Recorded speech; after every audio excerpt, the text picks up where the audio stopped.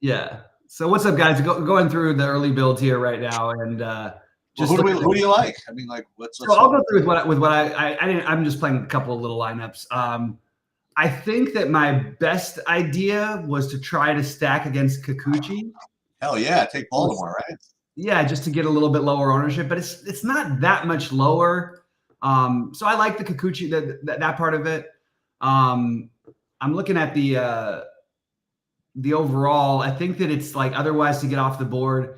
I actually do. It's not off the board, but I don't mind Cleveland on a 3-gamer against Singer. I don't mind. I like BB as a pitcher. I like Wu or Sears, and then I also did. But I like Wu or Sears. The problem is I always like this. I feel like you get an edge in betting on Oakland games that are during the day. They just score so many more runs than they do when they play at night, and it's 75 degrees with wind blowing out. So wherever I'm not playing Wu or Sears, my thinking was sort of to use who's ever on the other side, whether it's Oakland or Seattle, with Baltimore as sort of my base on this little 3-gamer. And I'm curious what you're going to get from. So before I even see what I get, instinctively, I don't care about the weather. Instinctively, Brian Wu is the best play. No, I mean I'm just looking.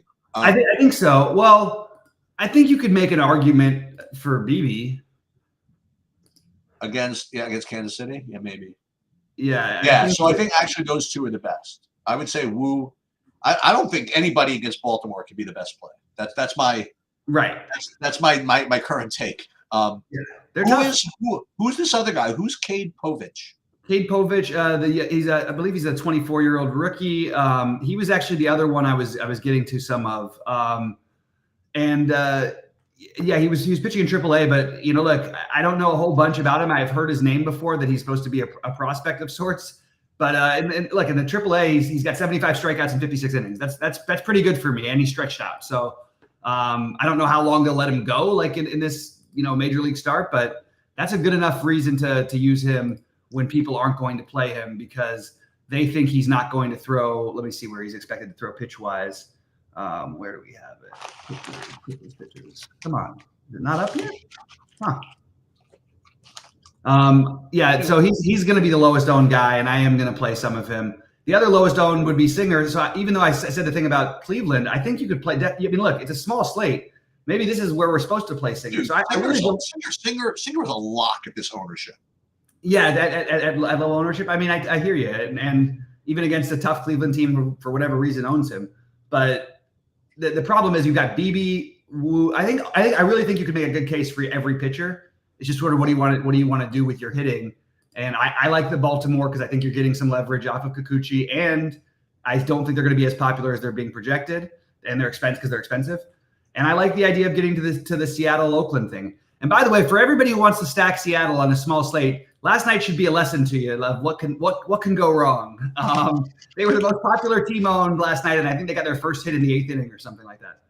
Well, what was weird is that first base runner. What was weird is that when I was saying, Estes was my second best, whatever, well, I think we should take Seattle because everybody's going to want to play Estes against Seattle. It went completely the opposite.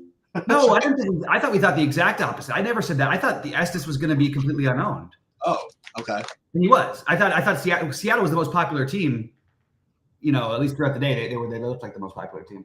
But I actually had a nice night last night. It's just one of those. It's frustrating because I about once a week play the big ones in baseball. I didn't do it last night, and of course, last night would have been the right night to do it. I cashed in every one of my larger buy-ins. It was a good night. I ended up like fourth, by the way, in that 555 earlier. No, from the early slate. Yeah. I noticed I was going to write it back. Then I saw you in Discord because all I did was look at it on my phone and I was like, oh my God, Lindor hit a homer. Oh my God, Torrens hit another one. And yeah, they went back to back, putting me in swipe zone. But I couldn't get rid of that San Francisco game. They just kept on scoring over there. I know they couldn't stop for the first time ever. They couldn't stop scoring. I think this early slate. I mean, I'm currently even doing my sims here, just getting all this Kikuchi and Sears. I'm not interested in this at all. I would much rather play Singer than Sears. That's my just instinct, I guess. Yeah, I think that I think you can go Singer Wu or Singer BB, and I think both are very reasonable. As a matter of fact, just for that makes plenty of sense to me. And as I always remind everybody on these early slates, you really don't need to worry about stacking, and you don't need to worry about leaving money on the table. Now, yes, you absolutely can stack. There's no reason. in general, yes, the correlation part of the game is important, but it always differentiates you to do things a little differently. And you could, with the pricing of the pitching today, you could kind of pick out a lot of the bats you want and sort of start with a lot of that. You know what I mean? Like, let's say, for example, like if you want to pay up for Jose Ramirez, he'd be the one guy who makes things like a little bit uncomfortable elsewhere. The other one who I have as the top scoring player, like Dylan Moore is going to be 7 million % owned. Probably don't play Dylan Moore on this slate. You know what I mean?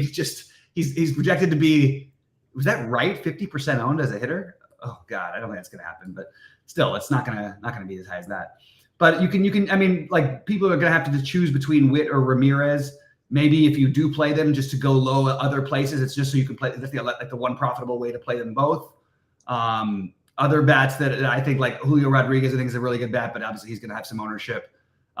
Josh Naylor will be a little bit low owned, and if you're going against Singer, I think that you're going to get low ownership on guys like Adley. Adley Rutschman is like one of the best, probably lower owned plays. Abraham Toro is going to be lowish owned. Vinny Pasquantino with power at low ownership. These are the guys who I would try to look at just to try to get just a little bit different in your things. And I know we don't do things the same way, but when I used to do my scripting, especially when I worked for RG and stuff, I would just put like, okay, I like these 6 hitters that are going to be 10% ish. So I'm going to make sure I have, let's say I played 20 lineups, I'm going to make sure these guys are each in like half of my lineups. I think it's an interesting way to differentiate your lineup builds a little bit. And like we said, leaving money on the table, I think is a pretty good idea today. I think that this this Kikuchi play is a complete lemon. That's my love it. You're really after Kikuchi today. That's my opinion. Yeah, pretty wild. I would and the Sears business, I would rather stack Baltimore and Seattle. That's right. I think we're on the same page with that. Yeah. So I think what I end up with is probably like some combination of Woo. I don't even know yet. I kind of want BB. I wanted to play this Popovich. Woo BB Singer. There, that's the nuts. Woo BB Singer is the main ones, but I like Sears a little bit too. Okay. Even though I like Seattle, like it's just you're gonna have to think about both sides on everything today. And for what it's worth, there is a chance by the time the games start that we don't have an Oakland and Seattle lineup, which again just makes things a little bit, I guess more uncomfortable and a little bit better, maybe you can get, not that you're going to get low ownership, but maybe the lineup comes out completely different than you think. And I don't know, you have some edge in playing that game overall, although it's not going to be particularly low owned, except for I'm looking at it right now. So I think Oakland is your best bet if you're going to stack a team to get low ownership on. And they're very fun to do it with because like Zach Geloff, who's going to be their best player probably in like the next year, is batting 8th for them because he's been struggling. Zach Geloff. He's a really good prospect and hit a home run yesterday, but he's batting out of the bottom of the order. Using guys like that, JD Davis, and just no one's going to play anyone against Woo. And I think that's the other way to go. So good to see you. Hello, Don. What's up, man? And guys, you want to move ahead to the main slate, and we'll get out of here so I can finish up the thing. All right, we'll go game by game. This is not the most fun slate in the world. For those of you who don't know, there's a fairly big tournament in a different sport tonight. A fairly big thing going on. There's with the NBA Finals. What the League of Legends tonight? League of Legends, of course. Right. So it's going to be a fun day with basketball. We'll talk about that stuff later and get into all that. But we'll go game by game here and yeah, one of the things I did last night was I basically had the Dodgers or Skeens in like all my lineups, and both routes worked fine. You know what I mean? Either route was what you were good with. Not like amazing, but good enough. So you got a very low owned Walker Buehler here. Bailey Falter, who I actually think I just don't think he's going to be this bad forever. I just think this is like there's obviously no way I'm playing him. The only question is how many Dodgers do you want to play, and will they be too high owned? They probably won't be as high owned as you think, and I am probably going to side with that. It's the same weather as yesterday in terms of temperature, 76 degrees, and there is 10-mile-an-hour winds blowing out to left center. So I am on board with the Dodgers, and I am open to a very low owned Buehler for what it's worth. I'm not curious your thoughts on that one. Yeah, I currently am not getting really to Bueller. I have him pretty far down the list actually. And the Dodgers, yeah, they rate pretty high. They're kind of expensive, so how do you get to them is always the question. I do think they're going to be somewhat popular. I don't think they're going to be like overwhelmingly so. I think there are other teams that are going to get ownership. We'll get to. So if you want to play them, I think that's totally fine. Who's just for fun? Who's pitching? Oh, Falter. Falter's not bad, but I'm not. Yeah, I agree with you that Falter's not bad. I can't figure out why his numbers can't prove it to us because I think he actually is a decent pitcher. I've watched him pitch a number of times, and he doesn't look like a nothing to me. And for what it's worth, people used to say the Dodgers against lefties, oh, they're worse, they're worse, they're worse. Well, this year they're the second best team in baseball against lefties to your New York Yankees, and I would not worry about them against lefties in general. And even with the weather yesterday, it's funny because Ohtani smoked one yesterday, but to left center. That guy is just a freaking machine, man. It's nuts. If the rest of these guys start hitting at the bottom of the order, this team is going to be just disgusting how good they are. All right, we can move on. You want to start off with Atlanta and Washington? Yeah. So, I mean, first of all, with respect to the slate, I mean, I'm looking at this, and we'll get to them, but I have like 3 pitchers for me that kind of just stand out pretty hard over everybody else, which is kind of weird. But that's what I'm seeing right now. As far as the hitting goes, let's see Atlanta here first. So, yeah, I have Atlanta. If we're just going to just bet on who scores the most fantasy points, like the top 5 guys, you know what I mean, without price or anything, I have them, behind the Dodgers, just behind the Dodgers and ahead of the next group. And then I have Atlanta actually, value-wise, I have them in the top 3 as well. So, yeah, I actually do like Atlanta. I think they're going to be – obviously, I think they're going to be popular. This guy's actually not bad, by the way. Mitchell Parker, I agree with you. Yeah, this guy's not bad either. I'm not gonna play him, but it's not he's not some gas can. You know what I mean? Like he can play, so to speak. But I'm not going to use him as pitching. But I have to play a little bit of it. I have to play some Atlanta here. The Atlanta side of this, the Lopez. Again, you would think that he'd be just a guy that that's in the mix, but I do have him rated kind of significantly lower than everybody else. So I'll let you comment on that, and that's pretty much all I have. Yeah, for what it's worth, I have Bueller ahead of Lopez, and I think they're both probably on the outside looking in by the end of the slate. But I do like I think this would be a good a good multi-entry slate, and it's not really how I've been playing these days because I like a lot of things. And like you said, I actually don't think Atlanta is going to be crazy popular. The Dodgers have the better run total. Atlanta's more expensive through the lineup than the Dodgers are. The Dodgers have more at the top end, but the Atlanta's like everybody 44, 49, 53, 51, 57. Like everybody's 51. Like they're all expensive. So I don't think it's going to be that easy to get to them. And like you said, I don't think that Parker's necessarily that bad. I also tend to like Atlanta a little bit better at home, although it's decent hitting weather in Washington. So yeah, I'm fine with Atlanta. I'm not making a priority. Large field stuff, I would absolutely not cross out Washington. I don't think this is it's not Lopez has been good enough to where it's not like I want to just go out of my way. But I also think that there's a lot of regression coming to him, and I don't think he's quite as good as he's looked. Meanwhile, I think this Washington team is a team that I'm going to get pesky with a little bit going forward because you've got the cheap Ruiz. Guys like Senzel, I love to play because even though they don't hit much, when they do get on, he's going to run and he's got some power. So I think that it's a team that's more I'm looking for going forward. And maybe tonight, maybe today, maybe I will go with some Washington. But as of right now, just Atlanta and the Dodgers as my main ones so far. All right, what do you got with New York and your Yankees and the Twins? I have both of these pitchers as being pretty good pitchers that maybe for me don't provide enough upside. So I'm probably going to be off of these guys, except for the bottom of my lineups. It's so funny. I'm looking. I know at the end of the day, it's not going to be this way. But right now, I have this core of 3 pitchers I want to play, and 5 stacks I want to play. And that's it. So we're going to see where we are. By the way, to recap, Atlanta and the Dodgers were 2 of them. Right. And actually, maybe even 4 stacks. Maybe 4. Maybe just 2 other teams, which we'll get to.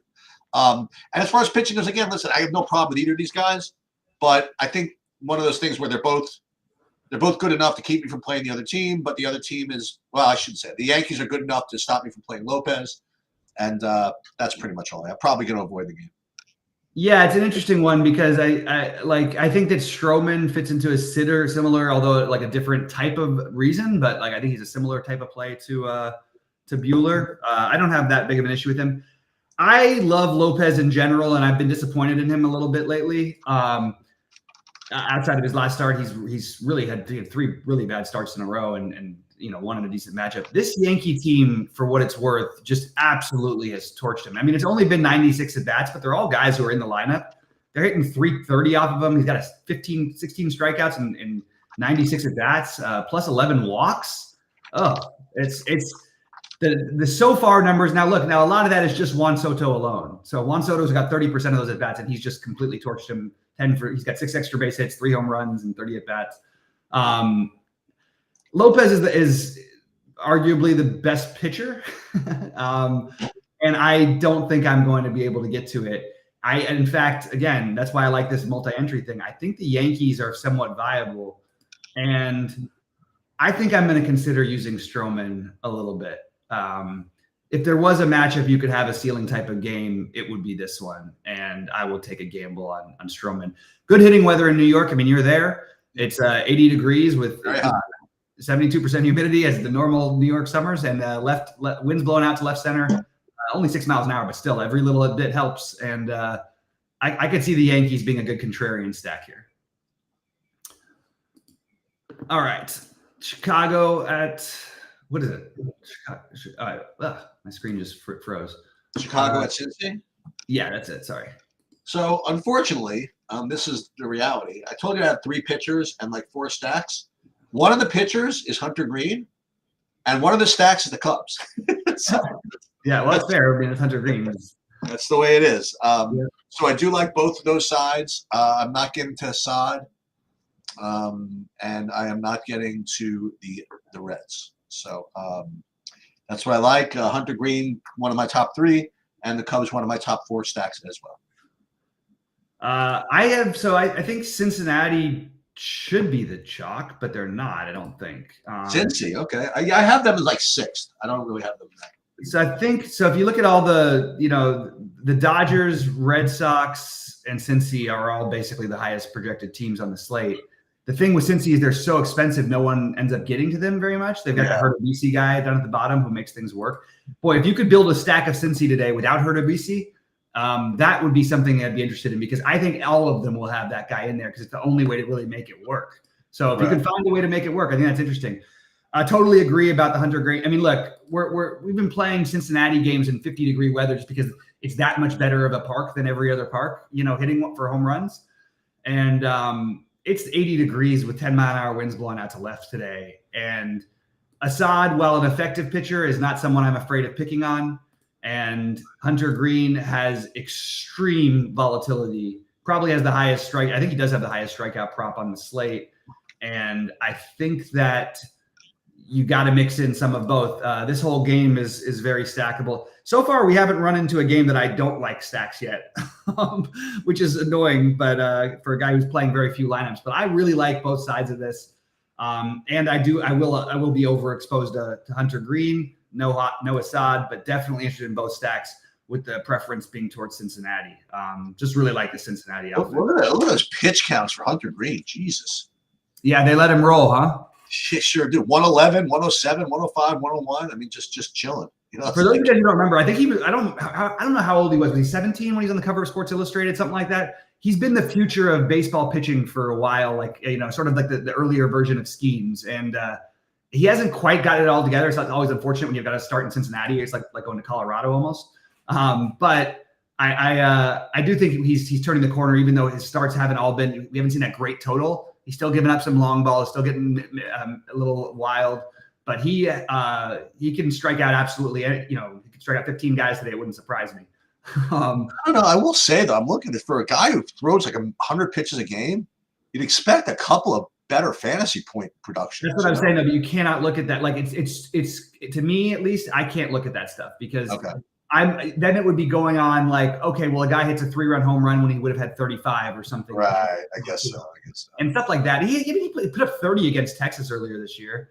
Yeah, it's not like he had none, but again, he's also not like crazy expensive because of it. So that's a little bonus. Well, I would like to say that in his last game was against these Cubs, and he gave up 5 walks. So yeah. So I imagine there's going to be quite a bit of take signs in this game too.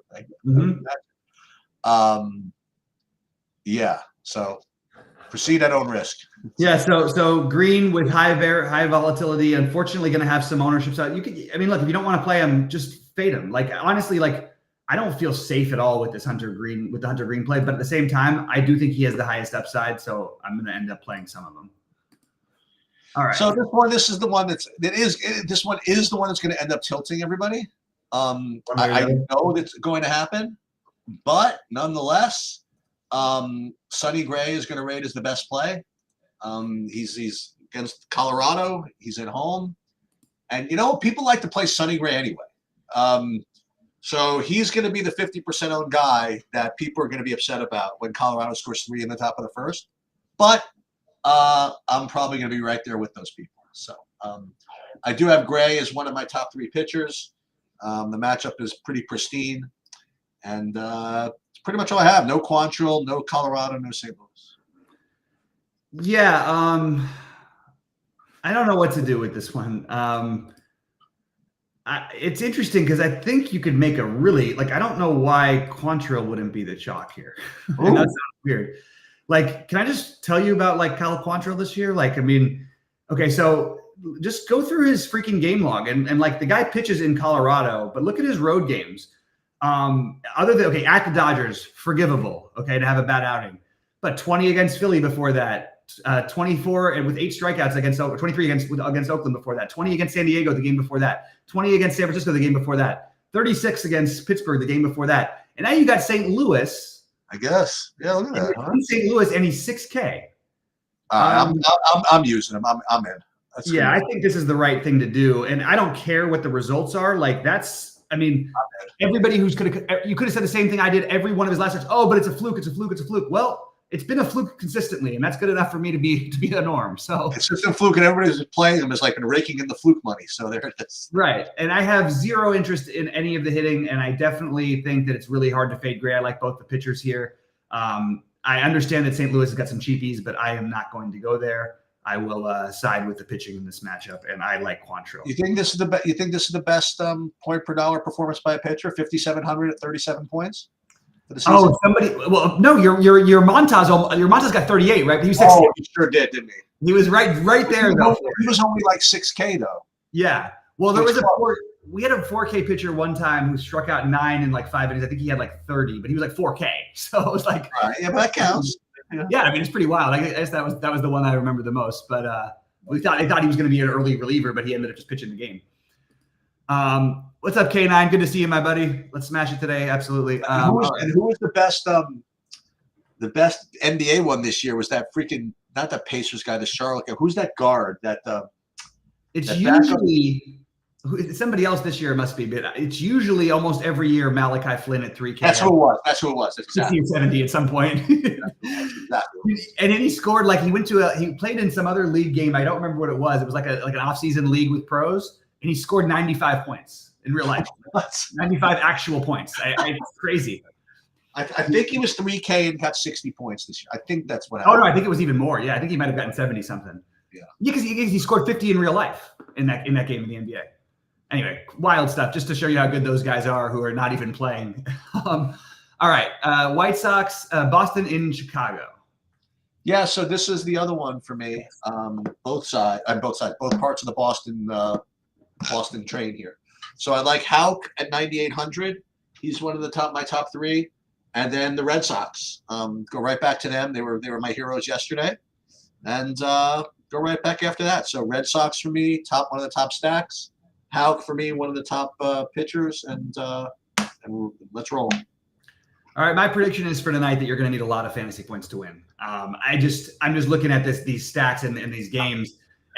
Boston's got the 5.2 also projected total, but you got it's 73 degrees, whatever in Chicago, but it's 20-mile-an-hour winds blowing out to center. Every game has like the perfect hit. Like we would have begged for these games in May, April, early May and April. Anyway, so just throwing that out there. I think that I thought I think if you run Saber things later, my guess is they're going to give you the White Sox some. Just because it's a leverage spot that actually makes some sense because the White Sox, again, good hitting weather. Remember, we talked about it yesterday. They came through. But I know they're not in Wrigley, but 20-mile-an-hour winds at home is still a lot. And I like Houck as a pitcher. At 9,800, I probably am looking more towards the other guys, but I think Houck and Gray are your most obvious plays. I think Green, Quantrill is probably more what I'm leaning towards rolling with. And I think, I know we've got more games, but probably Buehler and Stroman are the guys who are your pivots.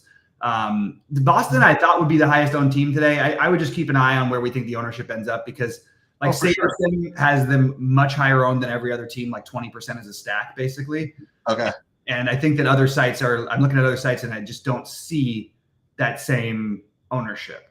So I understand the White Sox thing. I'm sorry, the Red Sox thing. I just don't know. It just depends on how much chalk it is, basically, is all I'm saying. And I want to remind people that this is not an elite Boston offense. I know they got there yesterday, and they're going to have days, and they've got one of the best players in baseball, Endeavors. But this is not an offense that in general I want to be targeting outside of Boston unless they're in New York with wind blowing out. Although there is wind blowing out in Chicago today. So anyway, I'm good with Boston as long as they're lower owned than they're projected to be right now.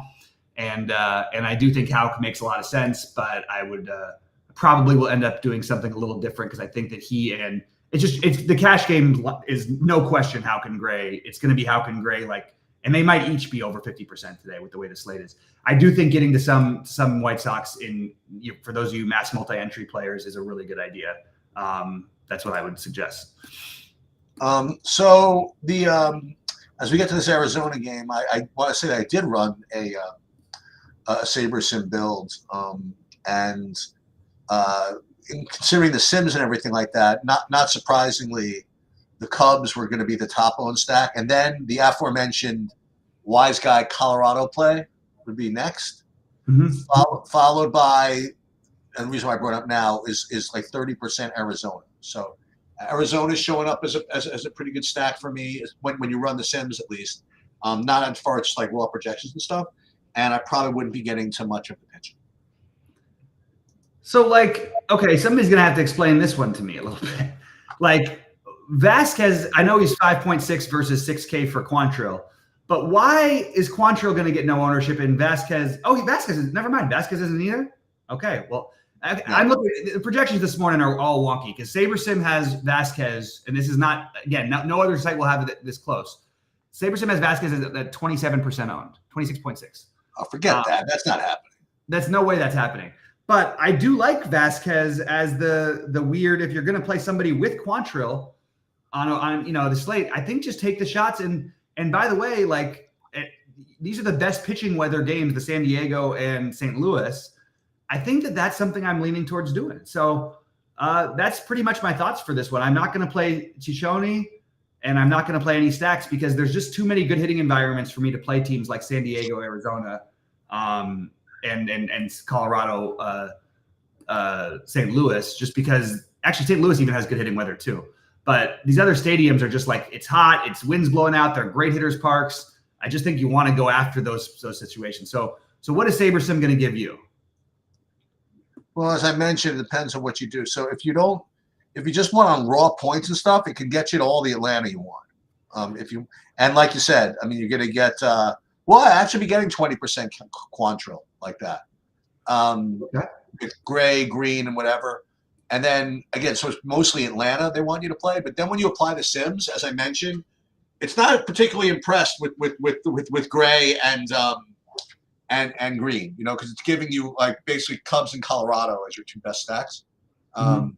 Colorado's always uncomfortable, so I don't know if I could really get that much overweight on that. Like you said, it's going to be probably a pretty high scoring slate. And even if you get the leverage and you get a good if you play Colorado against Sonny Gray, it's not.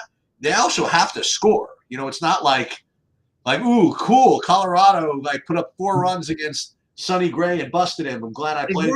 Exactly. It's like no, and wouldn't you rather to me? I would rather in a really massive wind blowing out game or whatever massive wind blowing out game in Chicago. I think I'd rather take a shot against Houck than I would against Gray, because I think both Chicago and Colorado are pretty inept. But those are the similar type of plays. Or just play Quantrill and some stiff and stack the Dodgers. You know what I mean? Like you just I mean it's an interesting one for sure.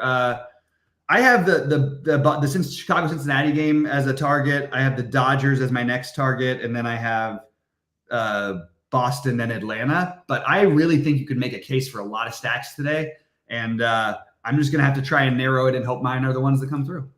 Well, let me go back to another play that you talked about before about how did Walker Buehler do in his last start? I know he wasn't doing well the start before that, but yeah, he hasn't quite had the thing. But with him, you really don't want to look. It's really more about the leash and everything like that we think he's going to get, and that's. I know that's what I was kind of asking. Is did he get up to 90 in his last game? Yeah, he got 90. Yeah, I think he probably hit right around there. Oh my God! Yeah.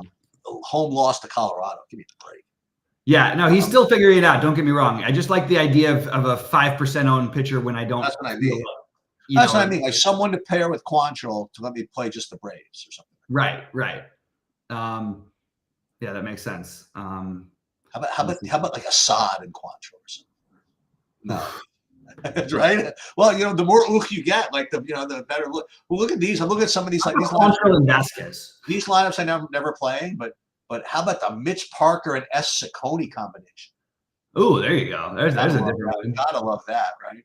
Yeah. I'm just taking a quick look at something, but yeah, even that game, I do think Buehler has looked a lot better for what it's worth in real life. Like, I mean, I watched 2 of his last 3 starts, not all of them. I didn't watch the whole thing. I watched it, just peeking in and out with my family.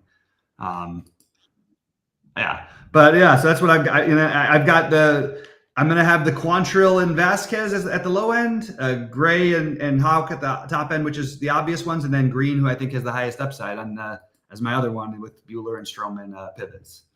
And so it's a 6 o'clock start. 6:40 start. We'll go at 6, and then we'll talk about maybe some NBA, I guess. We could. Oh boy, do we have time to do NBA? Were you thinking of doing NBA like now, or? Yeah, I probably need it. Yeah, you know what? Let's do it. Why not? Okay. If you want to. And then even for live, if you didn't, yeah, absolutely. Like if you like, I'm happy to do it if you want to. If you're not, no problem. I'm not ready. I'll do it live with you. Okay, we'll do it live later, and maybe we'll get Brandon to jump in and say his thoughts. Yeah. Sounds good to me. Sounds good, buddy. All right, I'll have a good day, man. Everybody, hope you're doing well, and we will see you in the Discord.